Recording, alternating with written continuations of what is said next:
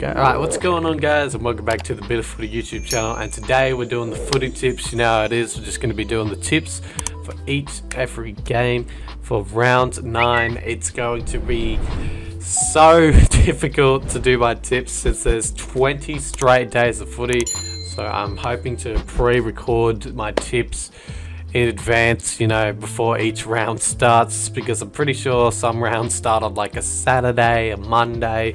It's gonna be weird, but tips will just have to be coming out thick and fast. So let's do this one thick and fast and get through it, because we've got 20 straight days of footy, which is gonna make recording a hell of a lot difficult, like especially the round wrap-ups. Like when am I meant to post those? We'll see how it goes. I may even not be able to do round wrap-ups during this time specifically, because there's just no breaks. So we'll see what happens. I'll let you know on Instagram, so make sure to follow me on Instagram, Twitter and Facebook. In the links in the description, you'll see them. Anyway, let's go through the tips. First game, we have the Bulldogs versus the Tigers at Metricon Stadium tonight, Wednesday night footy. Who would have thought? But yeah, I think the Dogs will win this one by 14 points. I was gonna go the Tigers, but then I'm just like, the Dogs' pace could definitely catch the Tigers out. The Tigers have Trent Cotchin back in, but I still think the Dogs' pace can definitely catch the Tigers out on this night. And yeah, the Dogs, they would want to win this one just to get a bit of momentum going. They had a stop during the season, but now they're starting to get back into that winning momentum, that good momentum. So yeah, they'd want to win this one over the Tigers, and I feel like they can. They did it last year as well. It's such a strange game, this one. Who knows what can happen, but I'm going to tip the Dogs by 14 points over the Tigers at Metricon. We move on to Thursday night for the D's versus the Power at the Gabba. Should be an interesting match. The D's have definitely been a good team as of late. They definitely challenged the Lions last week as well, up to, I think it was 5 points or 4 points they lost by. It'll be a good contest, but I just think the Power will be too strong and will want to get back after last week's disappointing loss against St Kilda and show that they're still an okay team, and that's why I think they'll beat the Demons by 9 points at the Gabba. We move on to the double header on a Friday night, the first one being the Blues versus the Hawks from Optus Stadium at 5:40 PM my time, which will be about 3:40 PM over in Perth on a Friday. Would you believe it? I'm going to go Carlton to win this one comfortably by 23 points. I think the Hawks are just in a lot of trouble right now. They're just not doing a lot right. They did challenge the Swans last week, but weren't able to win the game. Their leg speed is a worry. They're just running out of leg speed. I've said this a lot, but they generally are. And the Blues, they're looking okay. They're looking okay. New challenge at Optus Stadium, but they've been there before. They've caused an upset over the Dockers, so Mark Murphy.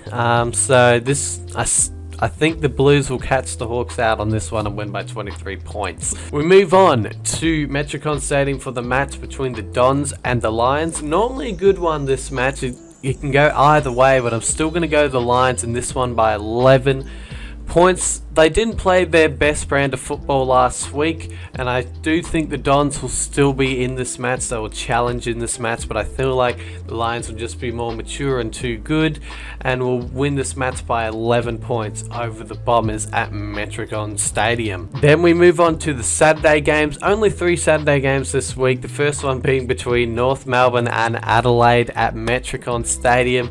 Adelaide still haven't won a game this season, and I still don't think they will beat North Melbourne this week.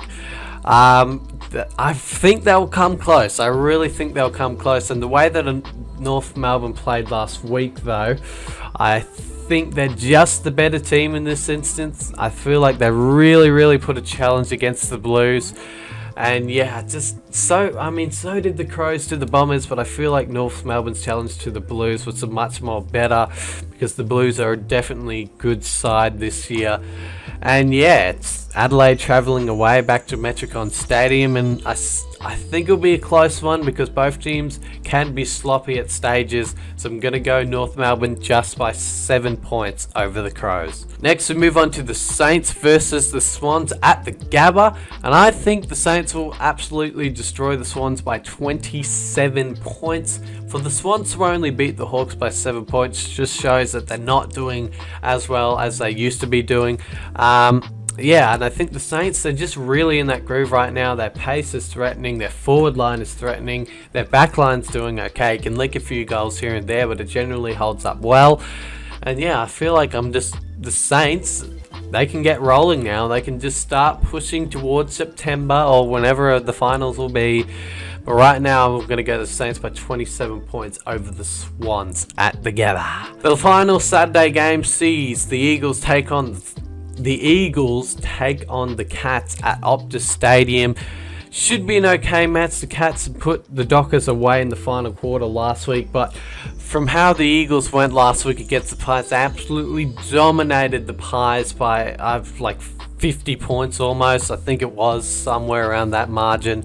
Yeah, they just look back on track, the Eagles, from that game, and I feel like they can really just trouble Geelong in this game, and that's why I feel like they're going to beat Geelong by 31 points. The Eagles showed last week is if that you don't have a full midfield, a full completed midfield, which the Cats won't have, they will make you pay. They will kill you in the midfield, and that's what they did to Collingwood, and that's what they'll probably do to Geelong, and that's why I've tipped the Eagles to win this one by 31 points.